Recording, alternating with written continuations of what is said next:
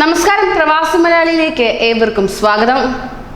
ഉത്തർപ്രദേശിലെ ലക്നൌവിൽ നടക്കുന്ന ഡിഫൻസ് എക്സ്പോയിൽ പങ്കെടുക്കാനെത്തിയ UAE പ്രതിരോധ സഹമന്ത്രി Mohammed bin Ahmed Al Bowardi, Oman പ്രതിരോധ മന്ത്രി Sayyid Badr bin Saud Al Busaidi എന്നിവർ ഇന്ത്യൻ പ്രതിരോധ മന്ത്രി രാജ്നാഥ് സിംഗുമായി കൂടിക്കാഴ്ച നടത്തിയിരിക്കുകയാണ്. വെവ്വേറെ നടന്ന കൂടിക്കാഴ്ചകളിൽ മേഖലാ രാജ്യാന്തര വിഷയങ്ങൾ ചർച്ച ചെയ്തു. സൈനിക പ്രതിരോധ മേഖലകളിൽ സഹകരണം കൂടുതൽ ശക്തമാക്കാൻ ധാരണയായി. പ്രതിരോധ മന്ത്രാലയത്തിലെ ഉന്നത ഉദ്യോഗസ്ഥരും പങ്കെടുക്കുകയും ചെയ്തു. സയ്യിദ് ബദർ ബിൻ സൗദ് പിന്നീട് പ്രധാനമന്ത്രി നരേന്ദ്രമോദിയുമായും കൂടിക്കാഴ്ച നടത്തുകയും ചെയ്തു. ഒമാന്റെ പുതിയ ഭരണാധികാരി സുൽത്താൻ ഹൈതം ബിൻ താരിഖ് അൽ സെയ്ദ് മോദി ആശംസയും നേർന്നു. എക്സ്പോയുടെ വിവിധ പവലിയനുകളിൽ വിദേശകാര്യമന്ത്രിമാർ സന്ദർശനവും നടത്തി. ഇന്ത്യ അടക്കമുള്ള രാജ്യങ്ങളിലെ പ്രതിരോധ ഉപകരണ കമ്പനികൾ പങ്കെടുക്കുന്ന മേള നാളെ സമാപിക്കുന്നതായിരിക്കും.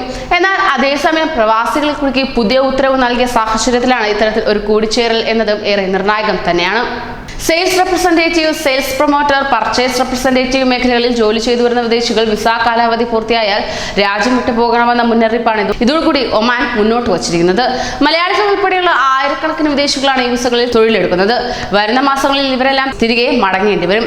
സെയിൽസ്, പർച്ചേസ് മേഖലയിൽ തൊഴിൽ ചെയ്യുന്ന വിദേശികൾ വിസ കാലാവധി കഴിഞ്ഞാൽ രാജ്യം വിട്ടു പോകണമെന്ന നിർദ്ദേശവുമായി ഒമാൻ മാനവ വിഭവശേഷി മന്ത്രാലയമാണ് രംഗത്തെത്തിയിരുന്നത്.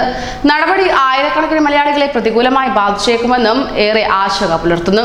Sales representative, sales promoter, purchase representative എന്നീ തസ്തിക 100% സ്വദേശിവൽക്കരിച്ചുകൊണ്ട് കഴിഞ്ഞ ദിവസം ഒമാൻ മാനവ വിഭവശേഷി മന്ത്രി അബ്ദുള്ള ബിൻ നാസർ അൽ ബക്രി ഉത്തരവും പുറത്തിറക്കിയിരുന്നു. ഇതിന്മേൽ കൂടുതൽ വിശദീകരണവുമായിട്ടാണ് മാനവ വിഭവശേഷി മന്ത്രാലയം രംഗത്തെത്തിയത് തന്നെ. ഈ തസ്തികയിൽ തൊഴിൽ ചെയ്തു വരുന്ന വിദേശികൾ വിസ കാലാവധി കഴിയുമ്പോൾ രാജ്യം വിട്ടു പോകണമെന്നാണ് മന്ത്രാലയത്തിന്റെ കർശന നിർദ്ദേശം. കാലാവധി പൂർത്തിയായിരിക്കുന്ന ഈ വിസകൾ പുതുക്കി നൽകുന്നില്ലെന്നും വിശദീകരണക്കുറിപ്പിൽ പറയുന്നുണ്ട് താനും. അതോടൊപ്പം ഇൻഷുറൻസ് മേഖലകളിലെ സ്വദേശിവൽക്കരണം പുരോഗമിച്ചു വരുന്നു. ഈ മേഖലയിൽ 75% സ്വദേശിവൽക്കരണം പാലിക്കണമെന്നാണ് മന്ത്രാലയ നിർദ്ദേശം. ആരോഗ്യ മേഖലയിലെ ഫാർമസിസ്റ്റ് തസ്തിക പൂർണ്ണമായും സ്വദേശികൾക്കായി നീക്കിവെക്കുവാനാണ് നിർദ്ദേശം. ഒമാൻ ദേശീയ സ്ഥിതി വിവര മന്ത്രാലയത്തിന്റെ കണക്ക് പ്രകാരം 17 ലക്ഷത്തോളം വിദേശികളാണ് ഒമാനിൽ വിവിധ മേഖലകളിലായി തൊഴിൽ ചെയ്തു വരുന്നത് തന്നെ. ഇത്തരത്തിൽ വിദേശികൾ, പ്രത്യേകിച്ചും ഇന്ത്യയിൽ നിന്നും ജോലി ചെയ്യുന്ന പ്രവാസികൾക്ക് തിരിച്ചടി പകരുന്നതായിരുന്നു ഈ ഉത്തരവ്.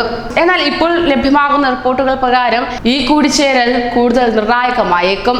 ഇത്തരത്തിലുള്ള കൂടിച്ചേരൽ പ്രവാസികളിലേക്ക് കൂടുതൽ ജോലി വാഗ്ദാനം ചെയ്തുകൊണ്ട് കൂടുതൽ സൗഹൃദം പുലർത്തിക്കൊണ്ട് ഒമാൻ രംഗത്തെത്തിയുമെന്നാണ് കരുതപ്പെടുന്നത്. കൂടുതൽ പ്രവാസി വാർത്തകൾക്കായി ഈ ചാനൽ സബ്സ്ക്രൈബ് ചെയ്യൂ.